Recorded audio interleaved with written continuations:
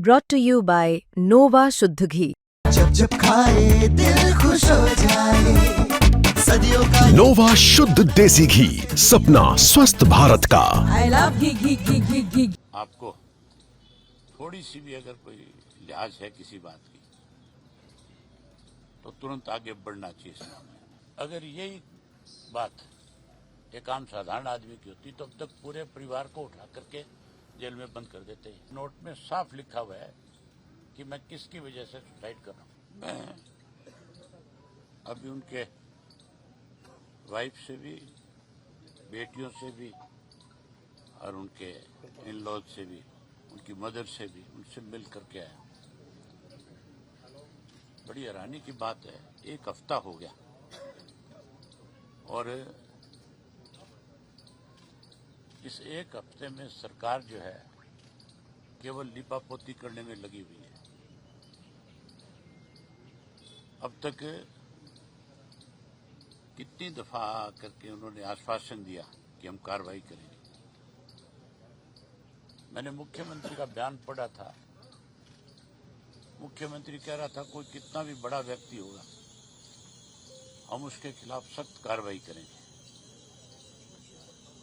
पिछले 10 साल से लगातार वो अपनी कठिनाइयां बता रहे थे सरकार को। कौन कौन उनको परेशान कर रहा था, किस तरीके से कर रहा था, वो सारी बातें सरकार के सामने रखी। अगर सरकार की नीयत ठीक होती तो फिर उस वक्त की जो कंप्लेंट्स थी उनके ऊपर भी सरकार को संज्ञान लेना चाहिए था। अगर उस वक्त में कार्रवाई कर ली होती तो मेरे ख्याल से आज ये नौबत नहीं आनी थी। जिसके घर से व्यक्ति जाता है उसको पता है कि उसको कितना बड़ा उस चीज से धक्का लगता है, कितना बड़ा दर्द उसमें होता है। मैं तो आपके माध्यम से मुख्यमंत्री से कहना चाहता हूं कि आपको थोड़ी सी भी अगर कोई लिहाज है किसी बात की तो तुरंत आगे बढ़ना चाहिए इस मामले में। अभी मैं गवर्नर से मिलूंगा, पंजाब वाले से, उनसे जाकर के कहूंगा कि आपकी जिम्मेवारी बनती है कि मामला चंडीगढ़ का है। हरियाणा की सरकार तो इस मामले को जानबूझ करके लिंगर ऑन करना चाहती है। ये पहली बार नहीं है। हरियाणा अनेक बार इस तरह की चीजों से शर्मसार हुआ है और सत्ता में बैठे लोगों ने उस पर कोई कार्रवाई करने की बजाय उनको बचाने का काम किया। संदीप सिंह का जो मामला था वो भी हमारे प्रदेश के लिए इतना ही शर्म का विषय था और आज तो पूरा देश जो है, पूरी एक सरकार में जो काम करने वाले कर्मचारी आईएएस आईपीएस जो है वो सब आज इस बात को लेकर के कहीं चिंतित है कि कल को सरकार तो किसी को भी अपनी मनमर्जी से, अपने तरीके से सुसाइड करने पे भी मजबूर कर सकती है।